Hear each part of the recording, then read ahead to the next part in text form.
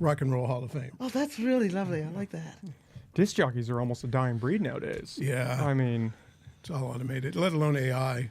Yes. Yeah, just wait for that, Yeah, right? that's You're not going to already need happening. anybody actually in the studio. You can just have a little robot doing it all for you. Definitely. Sound production for theatrical pieces now is all computerized.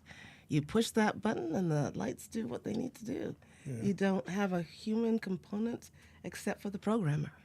Is a lot of that being implemented even at the We're theater on level? right now. Oh, Yeah, we're going right Well, now. thank you. He just kind of eases us I in. appreciate it. Scott's a pro. He's used to my I'm format used to now. it. I've been here. Yeah. But are you guys doing a lot of that for theater? Are you using AI at that level, or that's a little higher up? I think that's a little higher up. I am not on our switchboard lighting. No, I don't think they do. no, I don't think so either. Well, still kind of rudimentary, but you need. And the I human would say factor, AI is a level down, but I mean, it's got to happen. We talked about this in our last one, but yeah, it's a definite disruptor in this profession as well as lots of others. It's been coming for a long time. But I'm guilty. I don't want to think about it. Yeah, Until I have to. And we were just talking about, you could have like a radio show where, the disc jockey is an AI voice.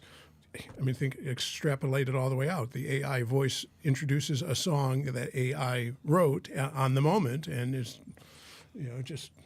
Well, and especially at the theater level where your margins are so tight and you guys aren't bringing in a ton of money. If you can cut costs... And things have changed even on that because of COVID. Oh, yeah. I've been home. I'm really happy sitting there watching Netflix again and again and again. Who wants to get up and get dressed and pay extra money? I think people enjoy it once they come. But we kind of shifted. And that's not only countrywide, but worldwide. Theater isn't what it was. Yeah. And people are going to either make concessions or they will not be. You always heard that with movie theaters, that those were going to be the first to go and that these streaming software companies were just going to edge them out, but nobody really had talked about the theater aspect of that. It was I think it was a surprise. And I think it was kicked off. Maybe it was happening before, but COVID sort of put the nail in it because we didn't have to come together in that realm. And I don't know, I've been a participant in asking for money for the theater. And for me, it's such a loss for kids, especially because in my life, theater saved me. And I'm just thinking of all those other kids that may not have theater at this disposal. And so I'm torn. I've got 20-year-olds, so they were raised on a steady diet of theater. How's it going to change? I guess it's a big question mark, really. And I have equal parts of trust and more trust than anything, but a third of a little dread and a third of a question mark. Well, change is scary, and especially Yes. when change is as fast as the change we're going through right now. There you go. Is that how you got your start, was in theater? Yes. I was a little elephant. I was born in England. I'm not going to tell you the years.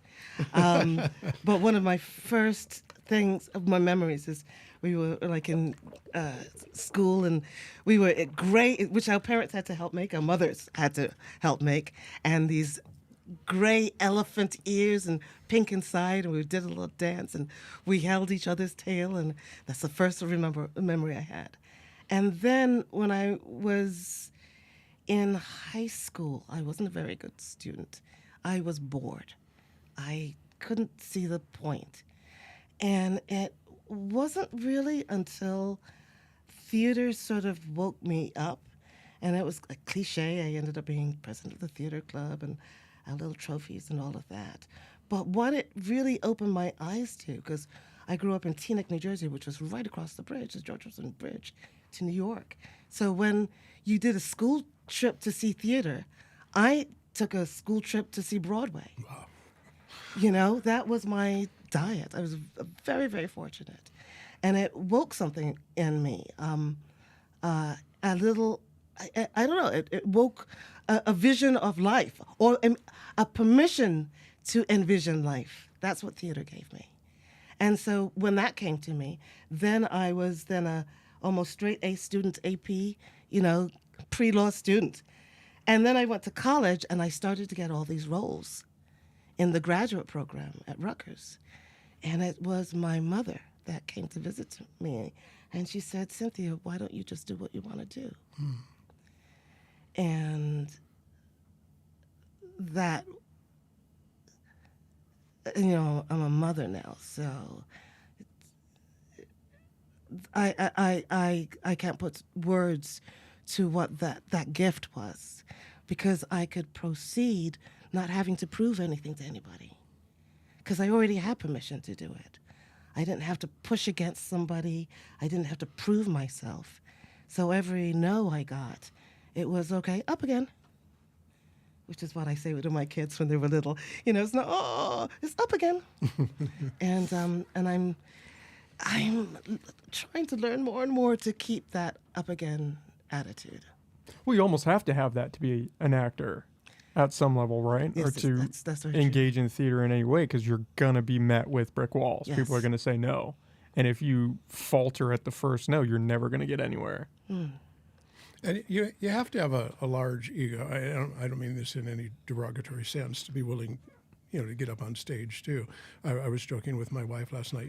As a professional speaker, I used to be the president of the Northern California chapter of the National Speakers Association, and when I would welcome the new members every month, or guests, I would say, so by the very nature of the fact, that most people would rather die than stand up on stage, you have a large ego. Add to that the fact that you think people ought to pay you to hear what you have to say.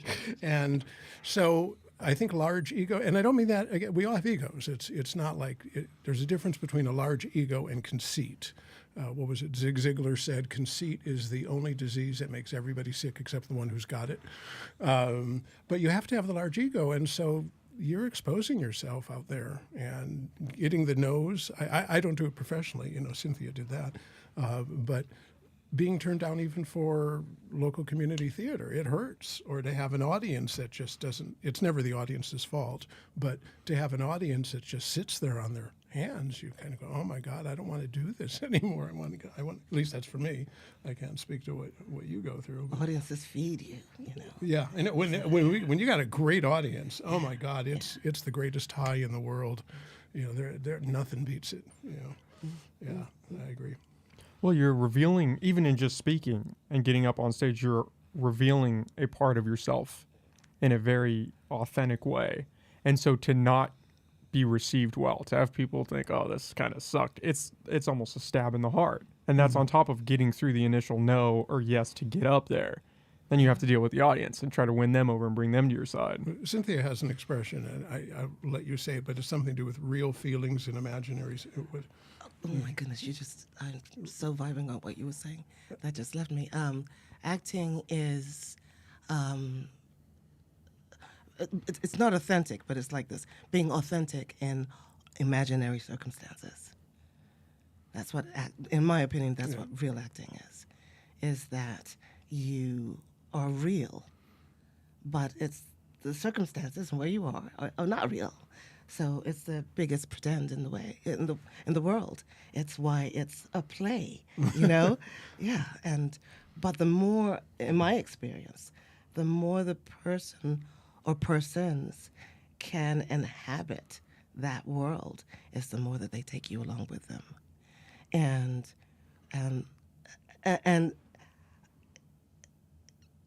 different factors can contribute to that. There's the people that create the space or have the imagination of what the space is going to look like. It is the care of the people that come together to build the set. It is the artist that knows how to evoke the feeling that the director is calling for, the more that they're singing together.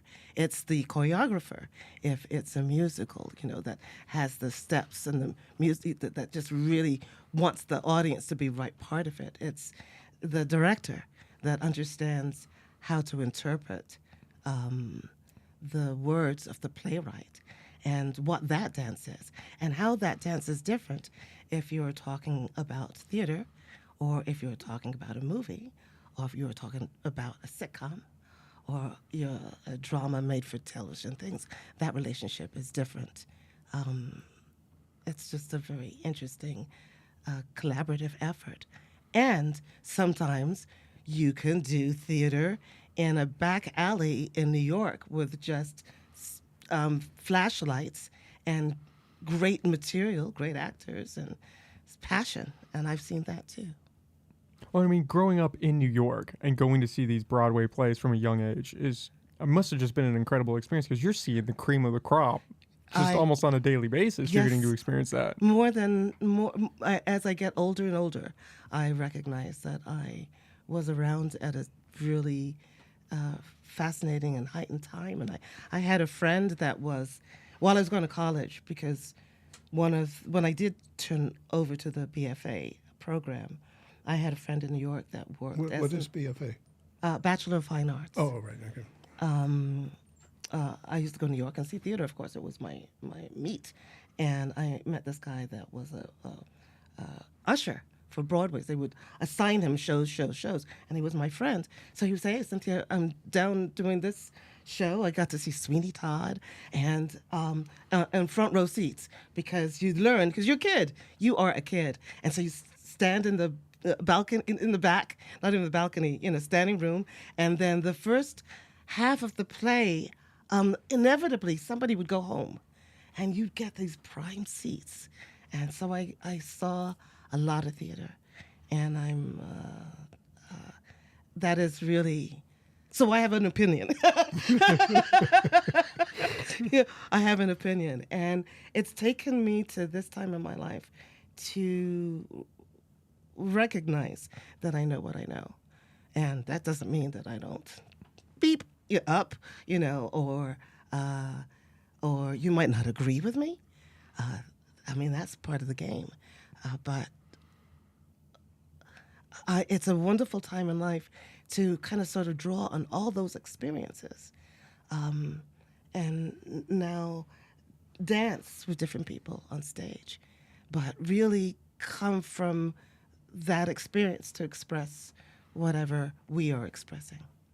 How instrumental was it for you having the background as an actor initially before moving into that director role? Did that give you some heightened sense of appreciation for what directors go through or an understanding of how to balance the relationship with your actors? Oh, definitely. I mean, if you're in the business enough, it's like I've done movies, and then you have an opportunity, if you know the cameraman, to go, hey, can I look through the camera, and can I look from this point of view and that point of view? And certainly on stage, you're immersed in this piece, and the ones that you've had the most success for, and the way that they approach, the way that they speak to you, their vision about the play, the plays that they choose, the layers that they teach you about the play, and I mean, I certainly have that. About Shakespeare, people having. I had Michael Nash was his name. He was the artistic director of McCarter Theater, and I was really privileged after college to be to have my first teaching gig that paid me.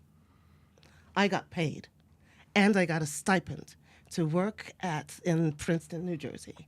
I got an apartment in the middle of the town. Nobody at that time, I'd never heard about that unless you're like a superstar touring a gig. And I was a kid and I had that. And he was the first man that, as a black young woman, it was very interesting the things that I would or would not be cast in. But I remember Michael breaking down the hand-to-hand and kiss scene between Romeo and Juliet.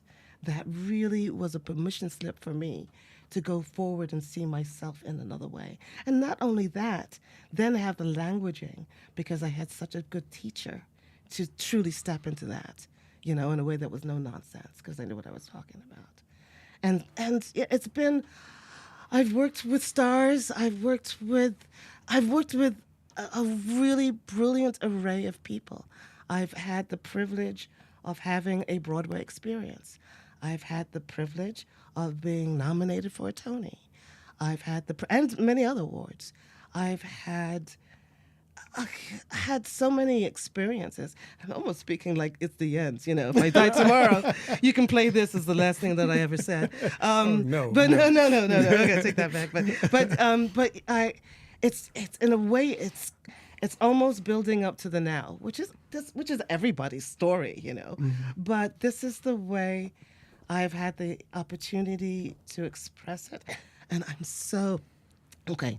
The name of the play is Pintaro by Joe Pintaro, and it's like 8 little one-act plays that I had the privilege of actually acting in. I worked at, I was in a repertory company for Circle Repertory Company, and I got to work with everybody. Stars, James Earl Jones, you know, all black artists that came. Circle Rep was one of the people. Steppenwolf would come down and do their things. It was a height of all of that. And I ended up doing a show with, oh my God, Ordinary People. Who's the young man in that? Who's that actor? I'm embarrassed. Dustin Hoff. No, Ordinary People. Was with Mary Tyler Moore, Donald Sutherland, and their kid was... I don't remember who the kid was. I can see his face. But he was a big young star. If anybody's listening to this, they can look it up. I'm bad with memory. And the woman that was in the Weeds, Mary Louise Parker. Yeah. So it was him, her, and I, all 3 of us in this at Circle. So I really got to work with a really interesting array of people. I worked with Mary Louise just before she went to Broadway, and right after that, I went to Broadway. It was just this really cauldron of very interesting young people. I don't know that anybody else would be interested, but I like to look through the pages of my own life, and I'm like, okay, that's pretty funny. That's pretty interesting. What was the play you did on Broadway? Or some of the plays? It was, well, one play on Broadway. I've done a couple off-Broadway, but Two Trains Running was the name of the play. Was that the one you were nominated for? Yes, Yeah. yes. Larry Fishburne and directed by, you know, the Yale professor. Oh my goodness gracious! Happens to all of us. Yeah, I know it's happening more and more these days. Yeah, but quite an array of brilliant people. So that, with a little bit of Pintaro, I'm in the play, of course, and I at North Coast Repertory Theater. I've seen some really good stuff. I've seen some stuff that I would prefer to have done differently, but we've all got our taste. But one of the plays that most stood out to me was Hedwig and the Angry Inch. Morgan Cox played Hedwig. Morgan's just one of my favorite people. And then I got to be in a few plays I really liked. But I saw Tiny Beautiful Things was that October? Thereabouts? Last fall, Yes, I think it was. October, September. And October, Cynthia yes. was the lead. She played Sugar and was also the director. And I was just so blown away by it. I said, I want to work with Cynthia. And I'm really fortunate now that I get to. But anyway, one of the roles that I'm in is a character called Spook. And Spook, the extent of his dialogue is, "Ah!" and that's it. You know, 'cause Tough role. Yeah, well, but it's a, I mean, it's my castmate, Heather, she's got all the lines, but she couldn't do what she does unless I do what I do. So I'm doing it all with my face and my body under Cynthia's direction. But when Cynthia was directing me, she said that, was it the play you were in, you only had 10 lines, and that's the one you got nominated? She had very, very, very few lines in the play, and 9 characters altogether, 1 woman, myself, and yes. But my point, one of the points that I was making in talking about how essential that you have to live in this reality, because even with no lines or very few lines, you can live that life so fully. And in terms of the role that I did for Two Trains Running, I mean, I got 10, 15 lines at the most in the piece. And one of the major lessons I learned from that piece was that even though I only had these few lines, people were watching me as I walked across the stage and doing a certain thing. So I'm already presenting a story. What we're presenting to each other are stories. And your story, even though you only have this guttural sound is as full and is as nuanced as she with all her words. Yeah. And we cannot forget that. I think people who don't do theater or you do it at a different level tend to think that acting is the words you use and the places you go. You know, like, all right, say these words, then go here. And if I just say these words and go here, I'm acting. But, you know, I think I knew intuitively, Cynthia's been bringing it out a lot more in me. It is just so much nuance, you know, in that scene, which is called Bird of Ill Omen, when I first appear at, you know, Heather's place. Heather plays basically an aging prostitute. And I show up. We don't know the story behind why I'm there. We just know I'm an older guy compared to her, and there's some history, and it's worth seeing just to see that. But just as simple as I wear a hat and a coat, and she makes some comment about, oh my God, that coat and that hat, and she starts to laugh, and I'm supposed to take the hat off. And just the direction in terms of the way I was taking it off, you know, I'm wearing a hat now. I kind of took it off like this, and Cynthia goes, no, it just slides off the side of your head. Just little actions like that help fill in, you know, he becomes more real, you know. So I've learned a lot from this, and I'm already sad that it's going to end and we haven't even opened yet. Well, I mean, the experience coming out of it must be insane, especially being able to work under somebody that has the background that you have and just kind of pull out that wealth of knowledge. Well, I appreciate your words, and I appreciate the appreciation. But in the very moment that Scott was just talking about, my experience of that was this character that Scott had brought forth, and how he was presenting it in a way, and I get to be the mirror a little bit away. Go, well, if you do that, there's a casualness about that. If you do that, this is what I get from that moment. Maybe you could try something else, and so that we get to the point where it's what we really want to express and the gravity of it that leads to the as opposed to a tipping of the hat, the pulling down of a hat. And that's what we do. We dance every night and bring what we see. I get to say what I see. I get to, you know, give maybe the suggestion of my point of view, but I can't do that unless the actor also brings themselves. How much of that is experience versus just a guttural feeling of, oh, we need to change this movement? Like when you saw him pull the hat off that initial way, did something just not sit right with you? Did you? It just didn't. Because that said something. That already set a tone. That where this piece is not that. It's not. We're talking much seriously, more serious about it. And the stakes are the wonderful things about Pintaro is that each scene is the poking into a window of a certain time on people's lives, and it's a time in their lives of consequence. So we have just opened the door or looked in the window when the father has come home drunk and just slapped his wife. And that's not one of the stories, but that's the kind of feeling of it. And so for the actors, it takes a while to kind of, it's almost you've got to fill yourself up with something, but you also have to relax in order so that can come into you also. You can't just act it, because that's not what happens.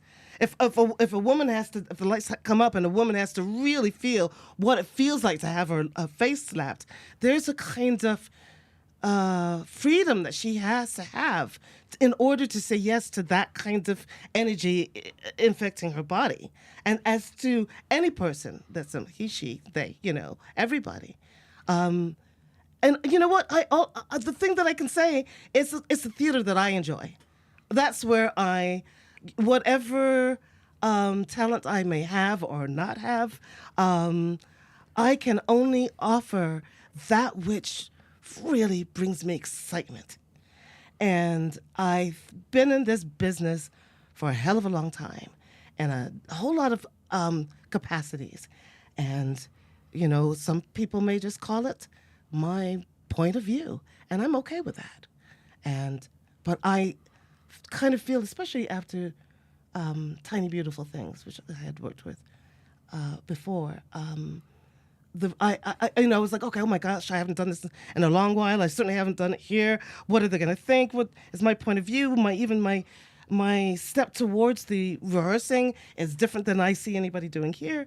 And I was very, very pleased by the company feel that we all created and a shared language that we all came to up on stage, so that we all of us created this world, and we sort of danced within that world.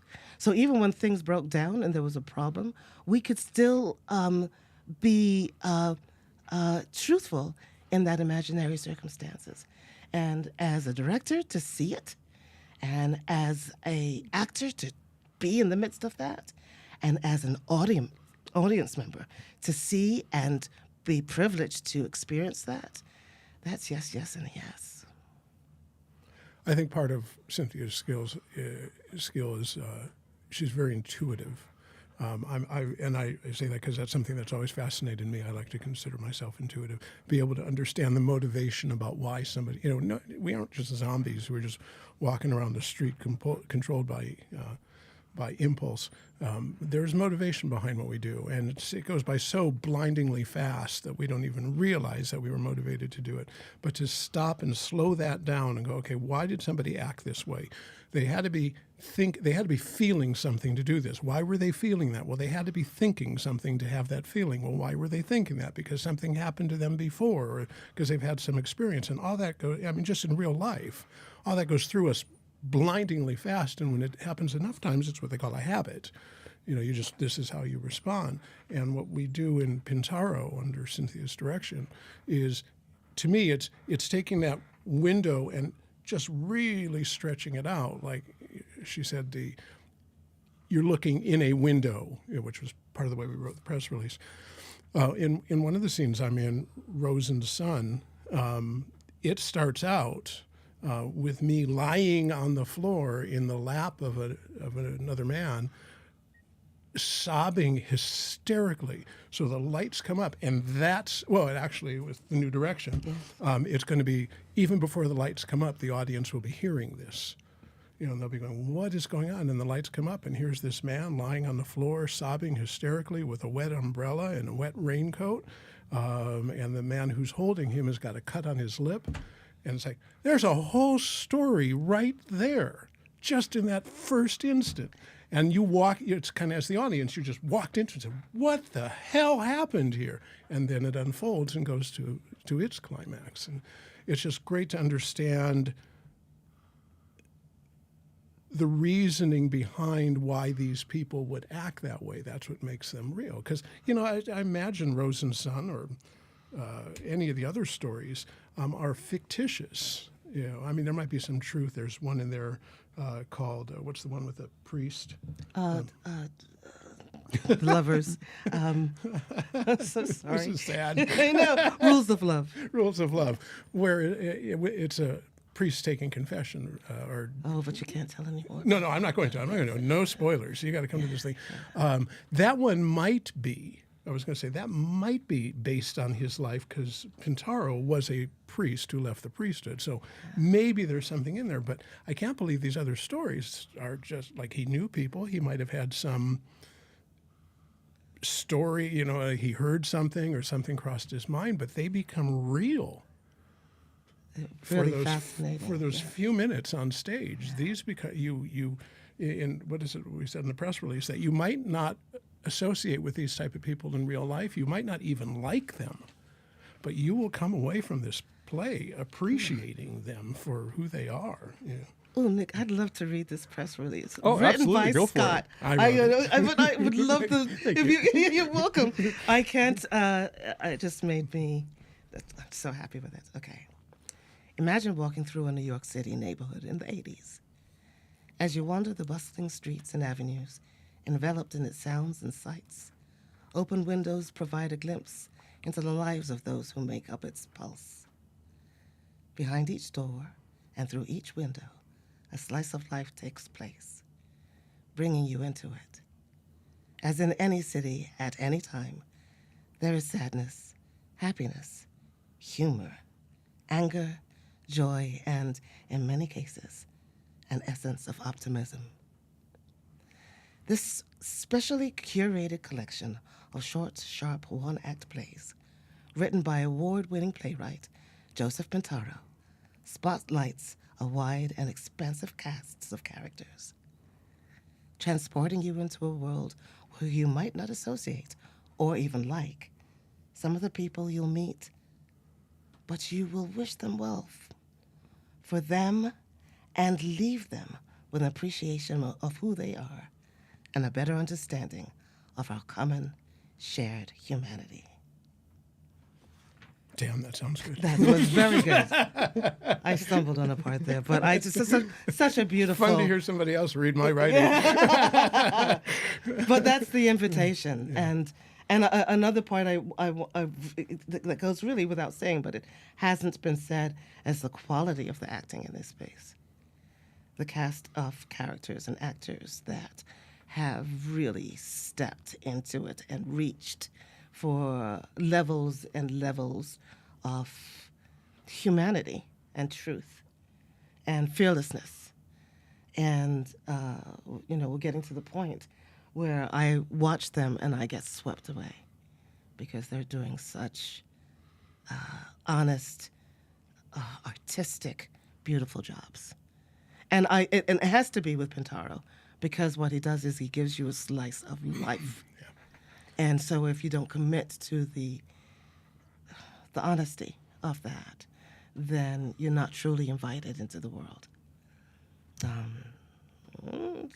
I could say a whole lot more. What he does, because each of these acts is about 5 pages. At the most. So fairly short acts. Yes, They last anywhere from maybe 8 or 9 minutes to maybe 15. And there's 8 of them all, and they just string together. There's no common character or no common story, just a common thread of slice of life. So you'll go from, one neighborhood to another neighborhood, from 2 actors to 3 actors, from a prostitute and a different economies, and a drug addict to upper class, wealthy people. But what he does in these 5 pages, it just, as I've read it more and more, and as I rehearse my lines over and over and over again, is just the nuance that he brings. It's what makes him real. It's in some ways it's what makes him harder. My character Rosenson is an old Jewish man, and Jewish men back, especially in that day, didn't speak the same way. Like, it wouldn't be like throw my gun in the river. It would be like in the river, throw my gun. So that. And this is New York in the 80s. Yeah. So we have these communities that tend to be more insular and tied to old world, languaging, learning English, and and as they transition into Americans. So there's this time that's just flavorful, and he certainly is of that time. And I think that's kind of great that you get your hands are. Oh, it's come. I was filming once in Canada in the wintertime, and my family had gone back home, and I'm up, and it was very kind of lonely, because it's between the times that I wasn't filming, I'd go out for walks. And I remember it was in fall time, and I was just walking to get some exercise just at dusk. And I remember seeing the windows open, that I couldn't step into the homes, but it was kind of like, kind of lonely. But this one, it's kind of like that, only we are inviting you to look in the window. It's kind of has a voyeuristic feel. It does to have not a in a creepy sort of way. But a way for us to open our hearts for what's going on with our neighbors, and therefore you can look at yourself and look at and honor your experience also. And especially with some of the characters, again, are not the type of people. I mean, most of us, I would assume, don't associate with prostitutes and drug addicts and things like that. So your initial biases will come up when you see these characters. It's like, oh God, but again, you'll see the humanity that you share with them. We're having a roof done, and again, how you don't expect certain things from certain people. And the roofer who we're looking to hire, he seems like a great guy. We wouldn't be hiring him and all, but he comes from a different world than I do, you know. And we're trying to schedule the time to do the roof, and I said I'm going to be in rehearsal, and and he goes, "Oh, what for?" And I said, "Well, these two plays, or this play Pintaro," and I described it a little bit, and he goes, "Oh, so it's like Rent." Without the music, I said, you know, and then although Pintaro came before Rent, but it was like he was able, and I thought, wow, you know theater, and then he goes, oh yeah, his wife, her great grandfather was in It's a Wonderful Life and Gone with the Wind, and she's come from an acting family, and here's this guy I just wouldn't expect to be in this type of community, you know, yet he knew acting, you know, he knew actors, he knew plays. It was like, wow, you know. I mean, Did you invite him? I will. Okay, good. Yeah, no, I'll invite anybody. Me I'll too. stand on the street corner. Here, come on, see the play. I've already invited Nick. So Good. Nick, Yeah, I I'm guess. looking forward to it. Yeah. After we talked, Scott was on last time and we talked about it. And it sounds like it's going to be very exciting. I'm curious to see what you feel about Yeah. it, you know. Is it a challenge coming from the acting side where these plays are so short and there's not as much to kind of flesh out a character? Is that a challenge, or is it almost a beautiful thing because you have the freedom to build it out in your own vision? It's both a challenge and it is the beauty of it. And at least for me, because of my experience in theater, and I've had the opportunity to work in this format, and I have to say, my audition, what I was looking in my auditions, I couldn't be as much, okay, we'll all come together and we'll put on a show. These plays won't do what I want to see them do with that. So I really, it was strenuous, I think. Is strenuous a good word for my audition? I don't know if that's quite fair. I enjoy, you know, I mean, I obviously only went to one of the auditions. Okay, you know, okay. too, but I thought the audition was, when I went, I was asked to read for 2 parts, Rosen, and then I think in Bus Stop Diner, which is about a playwright and the director of a play. And then you threw at us the surprise about, I want you to do this other role. There were 3 men all about my age, and we're all in the play. We all got cast.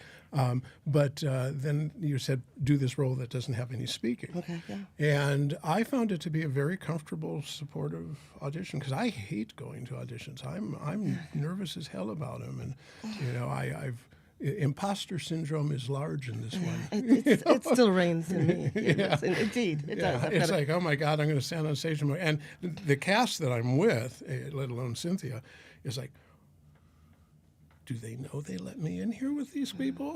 I mean, Well, I really worked with the actors and asked them to read several things, and I had a sense about what I wanted it to look like, but it's always a journey. But I also wanted actors that I felt could trust themselves to maybe go someplace that they haven't or might feel uncomfortable with, and then it's up to me to articulate why and how, and if you will come in this journey, because I know what it is. Let's see if we can't step for this. I can't even articulate it with you at this moment. But what it is it's a dance, and it's trust. It's trust because they have to trust me. oh God. Oh, I have to. If I ask them to go in a different direction, then I've got to plead my case, and I can certainly offer my resume, but that doesn't last long. You know, the moment a director asks you to do something, you're like, what the hell is that about? So that doesn't last long. So I have to offer my experience, my truth, my passion, and make a case for it as the director. And we get somewhere that is truthful. And that's why having Scott or a particular person there, it becomes this thing that's beyond my vision, beyond their vision, and yet something I can feel it, but the actor can feel it too. Because by that time they're up on stage and it's like the four walls disappear and they are just being truthful in imaginary circumstances. There we go. Thank you. That's yeah. And they're there. And I have found, at least if I'm not right about this, nobody's told me about it, but what I sense is we get to this place where we have created this world and this feeling and a kind of where are you emotionally and how are you going to listen to your partner and how are you going to dance in this moment, in this time, in this place, under this circumstance. And if we can get there truthfully, and if the actors and the directors can see the scope, the building, the structure of the piece, and I am intuitive in this way that I feel is what makes me a good actor, is the feeling of the audience, of understanding what is needed to bring a massive amount of people in some emotional state, given the beauty of the language, the beauty of the circumstances, the beauty of these souls, these actors that present themselves as conduits for this happening. And that can happen in music, that singer that takes you to another place. That happens in acting too.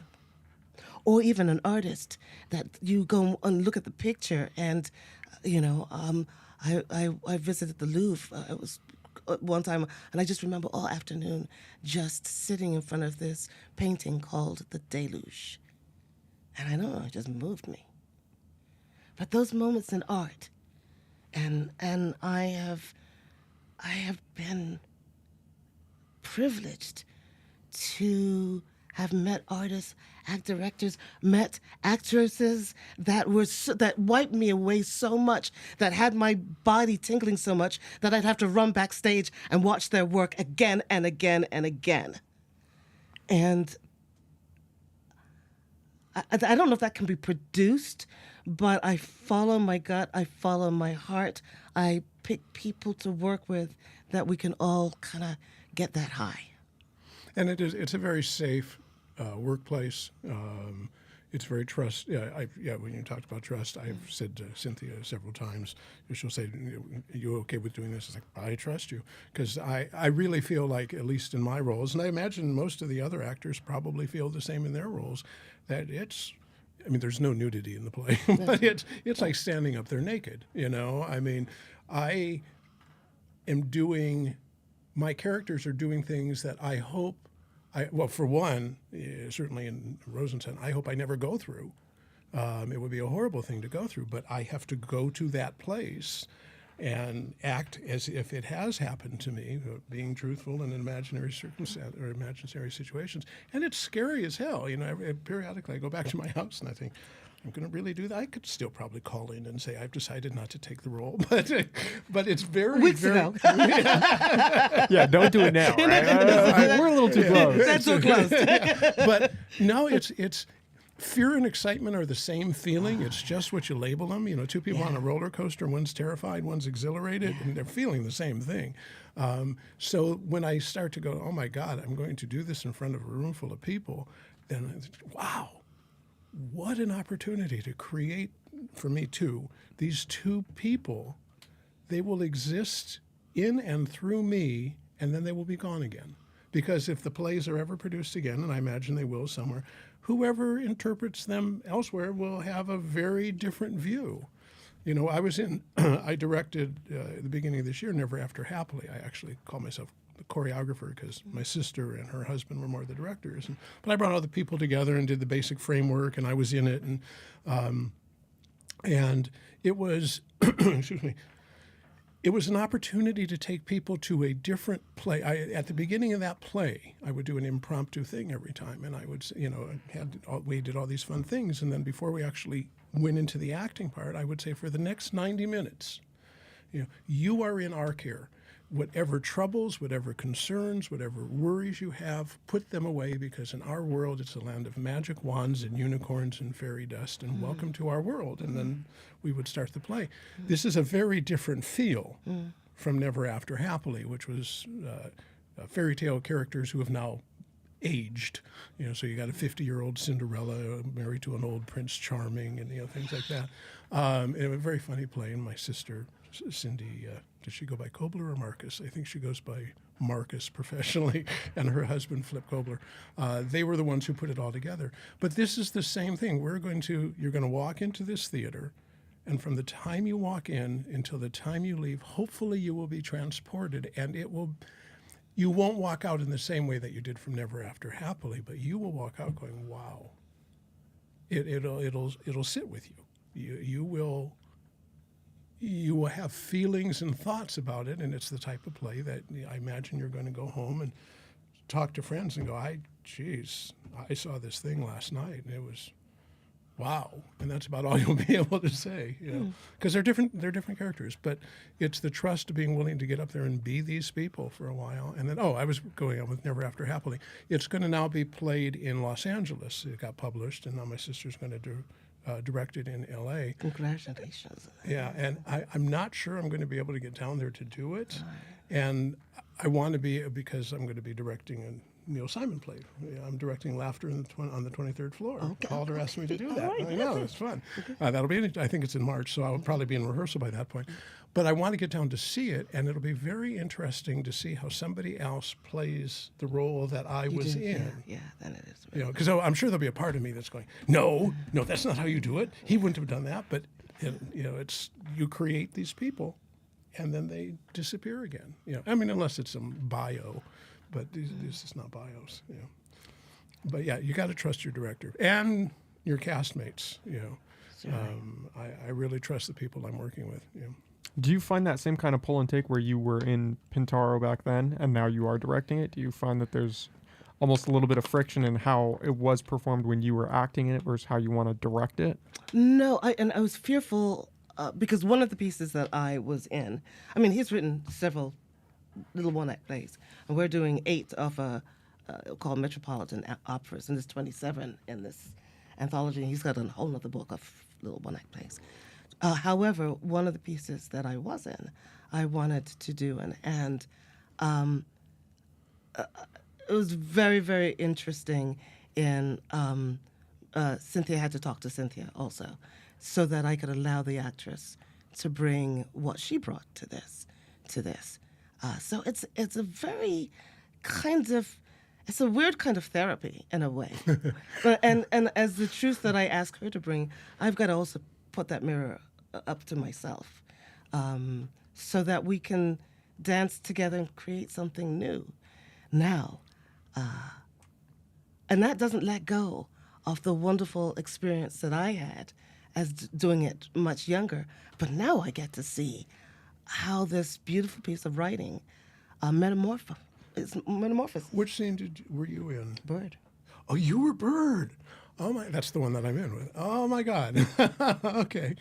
When we did the reading, I know you were playing Doreen, who is the other actress. Oh my goodness. Okay. There we go. That fills in a whole lot. Yeah. It's very, and so, yes. But, and I've got to do the work, because it's not about, in fact, that would be very boring. And then I would also know that I'm not doing my work, because the work isn't recreating what I did or the experience that I had. That is not the work. The work is in the way that I can kind of feel it out, is watering this sort of artistic garden and of wildflowers. And let's see what's going to happen. However, there's these seeds and there's these seeds. So it's different. And different people bring different things. That's the joy of theater. That's why we go to see Romeo and Juliet time and time again. That's why we go see Shakespeare, because even though we've seen some mucky muck do it, but we want to see somebody else do it, see what they bring to it, even though we've seen the play before. And I don't know if the average person who goes to a theater, if somebody who goes to the theater a lot, or somebody who's been in the theater would, I think they're going to know what I'm about to say, but for people who go to the theater, if a play runs X number of weeks, like ours runs 3 weeks over 6 weeks, so it's 1 week and then we're off a week and then we're on a week and then we're off a week, and so it's 3 different weekends over 6 weekends. Liz Estrada is running in the in between space. Yes. But one of the things that I didn't realize when I first started to get into theater is even within that 3-week run, or however long it is, the character you're playing grows and changes. I've been in several plays where I started out, or other actors started out with a certain way of doing the character, and then as you do it, either because you become more comfortable or something happens, and you go, wow, didn't think about that, and the character evolves. Years ago, I was in Blythe Spirit at the Ferndale Rep, and I was the person who played the medium or the psychic in Blythe Spirit was Willie Welton, as a matter of fact. That's when I first met Willie. Okay. And she would come in and she was all airy-fairy, and my character was a doctor, so he didn't believe in this communicating with the dead. And she would come up and she would try to shake I tried to shake her hand, and she would move her hand away because she didn't want to get the vibes all messed up. And one time when she did that, it's like I moved my hand, she moved her hand, and we did this thing with our hands just accidentally, and it was the audience laughed, and we both went, all right, and that became a regular part now because the audience will respond, so they put their interpretation in, or you'll say something a certain way totally by accident, and you'll go, wow, that was a much better way to say that, or move in a certain direction, and then people will go, you'll go, God, and all of the actors are going through that same arc. So this is my incentive. You come to the opening night and then you come another show because you'll see a different show. Because it's live. It's not, on TV. It's not on film. It's live.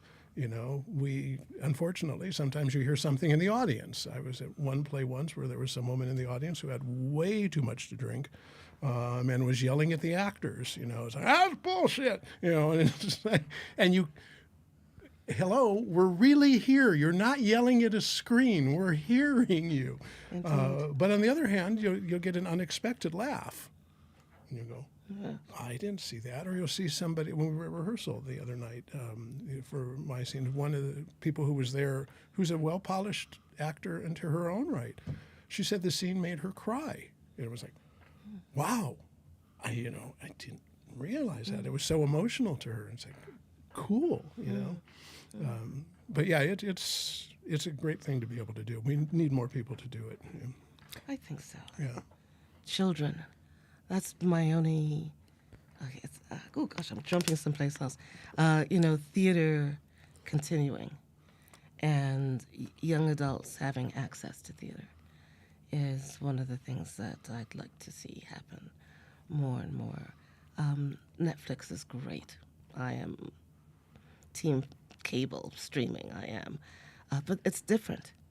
To be in a darkened theater and to be transported for laughter or music or an emotional thing that takes you someplace else, makes you think. And a shared experience. Because other people are going through it with you. Exactly. Yeah. And even teaching young adults how to be in theater and know how to be there.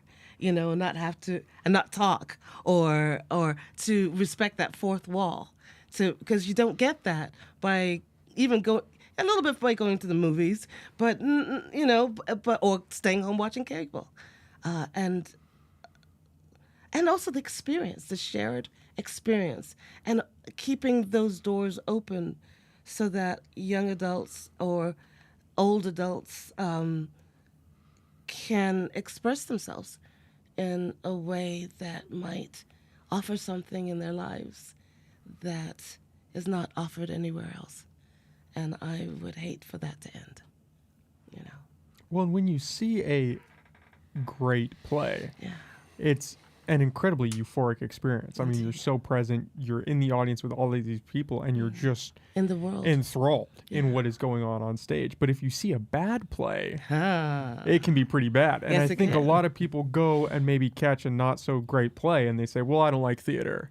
It's like, oh, but you just saw. You wouldn't go to a movie theater and see one bad movie and say, oh, I don't like movies. Right. Indeed. Right. You would say, oh, I Indeed. didn't like this one movie. Yeah. But for whatever reason, with theater, it can kind of get you wrap it all together. Yeah. I don't really care for theater. Yeah. It's not my style. Yeah. But you only saw one play. Yeah, yeah. That's why we need to introduce it more and more. I know I could go on a whole Yeah. hours rant about, but I think it's necessary. I do, and it's just something else that's offered that is not offered with film.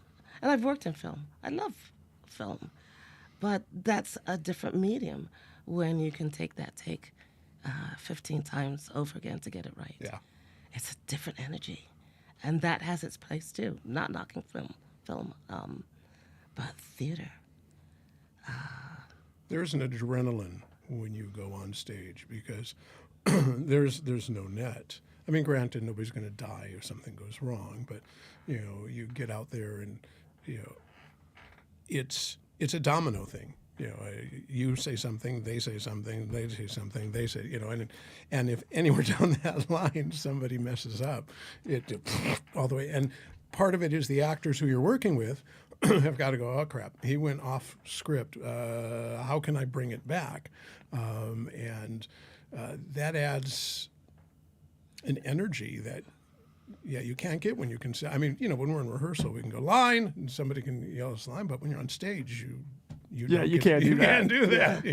It doesn't work that way. And when you hit it right, and in my opinion, I have a point of view about how to direct it so that you more than not often hit it right.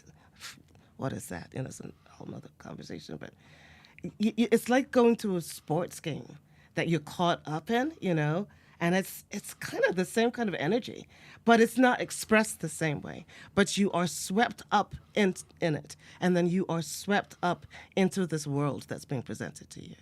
And that's, I don't know, for me, that's the goal. That's the juice that I get from seeing a good play. And I remembered so many times in my life seeing theater, and I just have to kind of walk around a bit, to kind of contemplate whatever just washed over me, or things that's making me think about, or things that I'm angry about, or things that are just so beautiful that it touches me so much in a way that I haven't been touched in the past 6 months, And I don't know, I think that's a gift. I think that's a gift we give each other. I don't know. That's what theater means to me, folks. That's what that is for me. Yeah. Is it? I mean, since you both have kind of acted in that directing role, what are you looking for when you've decided on what piece you're going to produce, and now you have to fill the roles? Are you looking for someone who can go in there and maybe doesn't do the role in how you interpreted it, but can play it authentically? Or are you looking for a certain kind of structure and how they approach it? Or is it you're just waiting for that feeling? You're waiting for something to kind of speak to you and say, oh, that was interesting. Maybe we should see where that goes. Yes, that's with that the kind of innate conversation you're having with another artist that's stepping up and presenting themselves. And from me, there's you kind of give me a glimpse of what that is, and I'm hoping that I can even bring out some more or something that's surprising. And so in this conversation and this listening to what they're bringing and this dialogue, and also presenting, I authentically, there's something in my life that may be very personal, maybe something I won't talk about on radio, but in a rehearsal, in order to be authentic with the actor, I want to offer my authentic self. I'm not asking this or trying to manipulate this. I'm just kind of being here and sharing the energy and my mindset for other. I loved what you just did. Yes, that feels that right. So does that person that does that, is it authentic, real that they would now do this after that? What's the next step? What's the next part of the dance? How are you going to take me along? Oh, you said that, but I didn't really feel that you just said the line there. And I can kind of feel that. If you say the line, then now I'm stepping outside and I'm watching you. If you're feeling the line, then you're taking me along. That's just... And it's on small actions many times. At our last rehearsal for Bird of Ill Omen, My character writes a note, and Cynthia had said, what you're doing with the note, I was folding it in half. She goes, looks like a director told you to do it. It's like, really feel it. I mean, now stop and think about that. Really feel folding a piece of paper in half. Well, obviously with the content that's in it.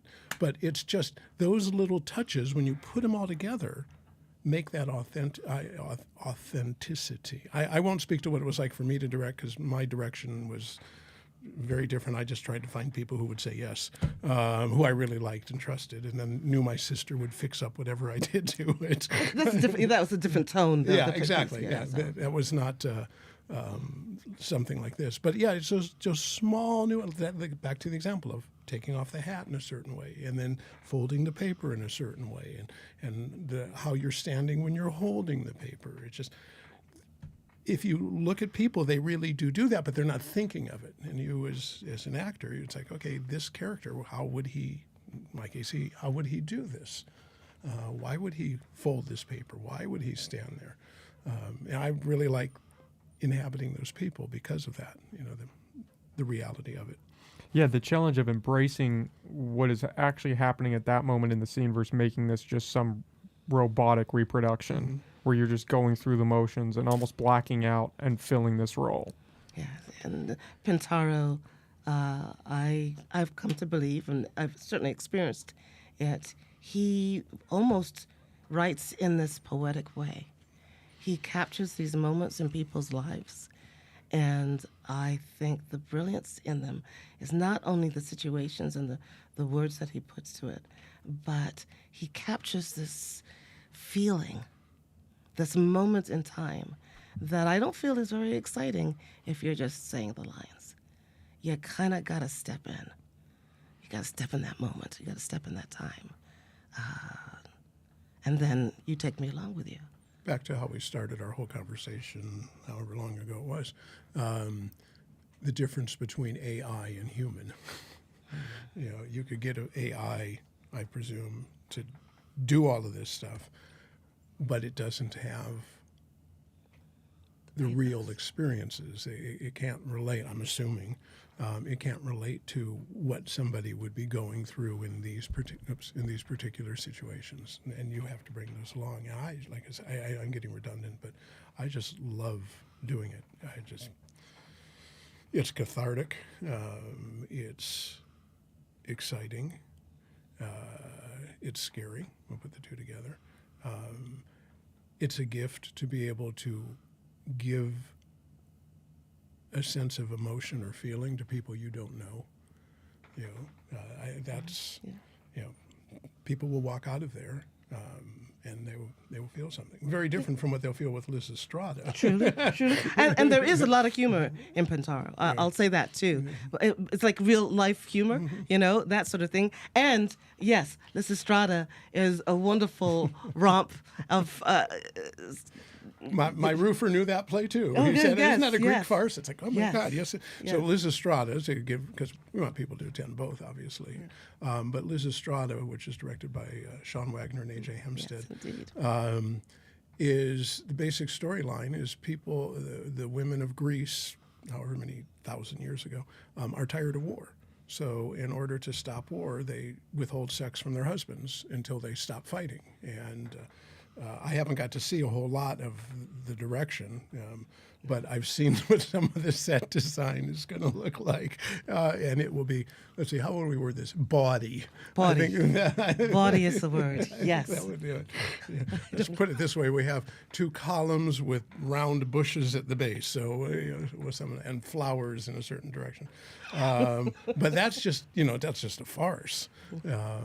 This is very, very different. But they'll both move people, and they're both important.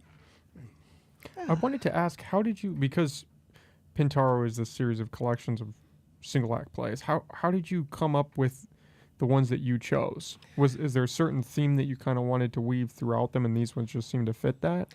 There is a kind of journey in all of the plays that I didn't necessarily see in the very beginning. I read all the plays that I have access to, and there were certain considerations. First of all, I'd have to pick ones that I liked. because I didn't want to spend a lot of time with them unless I had some sort of passionate feeling about them. So there was that. And also, I wanted to pick a variety of people. I didn't want them just to be like all ingenues and like, cute couples all over the place. I wanted different kinds of stories. So I wanted, older men, and I wanted older women, and I wanted women to have roles together. I don't get to see a lot of theater where it's just women in the scene,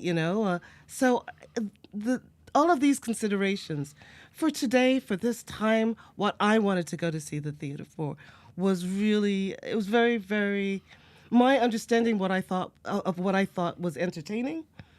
So from the audience point of view, I looked at all those, and I looked at them, and I thought that they had something to say, and the audience would find them entertaining in different ways.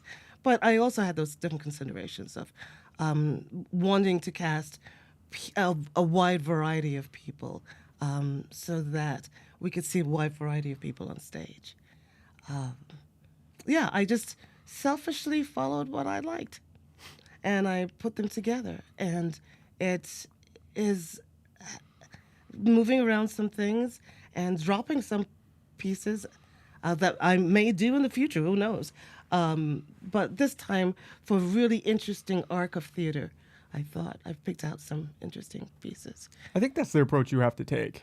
If you don't like it, why would you expect the audience to like it? Thank you for your words, Nick. Thank you so much. And I was thinking about this, and you kind of touched upon that. You don't want to be egotistical, but I think what I'm learning right now is to follow my gut and stop with the imposter syndrome. By the time, and I remember promising myself, and yet I still step back in it, is that after I was nominated for the Tony on Broadway, I said to myself, okay, Cynthia, give up this I don't know anything about theater sort of BS. You can no longer, that personality kind of has to sit back now, because you're going to utilize what you know, and it takes a certain, this is what I like, this is what I'm doing, this is how I do it, this is who I want to be doing it, and go forward. And that's what every artist and anybody that's passionate about anything, that's what they go forward in it. Being a radio person, this is what you love to do, and you're good at it. And there's some things that you can say, and it's part of your bliss, which we started out because I was talking about my son, full circle. You're following your bliss. And I gotta say, so sorry, as a mother, as a woman, as an artist, as a human being, I really want to be the example to my fellow human beings that to get up in the day and do something that makes you excited. That's the key. That's the only thing, the big secret that I've learned in all my days on this earth is that that's what makes life enjoyable. So I'm doing my part. And this is what it looks like. And I don't have to love it. But it's given with love. It's certainly that. And gosh, if we all did that for each other, Sure. it would show up in so much a myriad of ways, but not to disrespect those people that are doing it.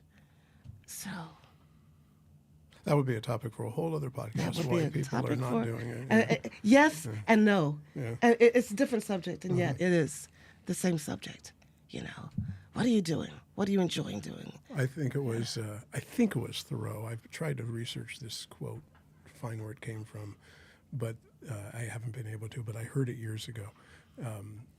The greatest sin of all is the number of people who go to their graves, their music locked within. There you go. Yeah. There you go. Every day I'm getting older. If a bus has me tomorrow, at least I'm following my bliss. Right into the bus. Right into the bus. Right into the bus. That, and I like another one that, you don't fail life. We never get a certificate saying, okay, you failed. So there's always, today until there's not. And this is what gives me joy. And I feel I've done some good things with it. So here we go. Can we put a plug in for how people can get the tickets? Yeah. Yeah. Oh, yes. Oh, I have to. Before we do that, I have to say Lloyd Richards was the director for Two Trains. It's been in my brain, and I couldn't. It would be embarrassing for me to leave here and not say that man's name in all due praises Because and he, respect. he probably listens to the podcast. Yeah. I will. I certainly hope that he does. He's commenting right now. So Even it's from the happy you said grave. that. Yes, he is. He's on YouTube making comments. comments.